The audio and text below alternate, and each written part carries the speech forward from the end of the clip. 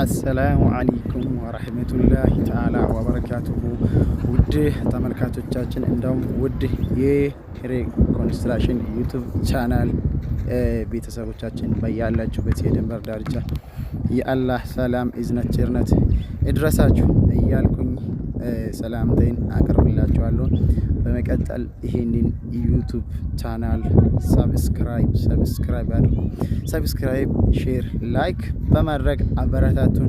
የኛ ፋሚሊ ሁኑ። ይህን ቪዲዮ የሚታዩት ሁላ ይህንን ቻናል ሰብስክራይብ ሳታደርጉ አትለፉ መልእክቴ ነው።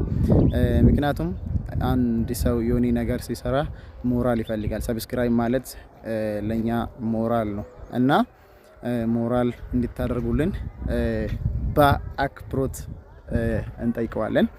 በመቀጠል እኔ የምለቃችሁ ቪዲዮዎች ሊጠቅሟችሁ ይችላል። ቤት ማሰራት የምትፈልጉም እንደውም ኮንስትራክሽን ዘርፍ ላይ ያላችሁ ሰዎች ይጠቅማችኋል ብዬ ገምታለሁ። ለወደፊት ደግሞ ሙሉ ቪዲዮ ይዤላችሁ እመጣለሁ።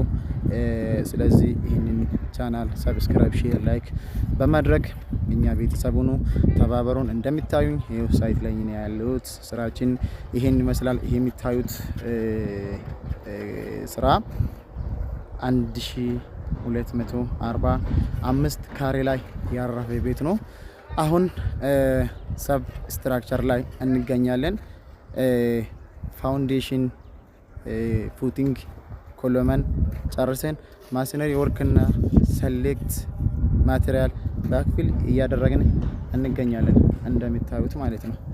ስለዚህ ይሄንን ስራ በ20 ምናምን ቀን ውስጥ ነው፣ ማክሲመም 25 እንደዛ ነው። በዚህ ቀን ውስጥ ነው እንደሚታዩት ስራ እየተሰራ 1245 ካሬ ሜትር ስኩዌር ላይ ያረፈው ቤት 108 ፓድ እና 108 ኮሎመን ያለው ቤት ነው እና ለወደፊት በቂ ቪዲዮ ይዤላችሁ ለመምጣት ወይም ደግሞ በቂ ትምህርት ከኮንስትራክሽን ጋር ከግንባታ ጋር እየተያዘውን ይዤላችሁ እንዲመጣ ሰፖርት እንድታደርጉኝ ጠይቃችኋለሁ እና በድጋሚ ሰብስክራይብ፣ ሼር፣ ላይክ እንድታደርጉልኝ እላችኋለሁ።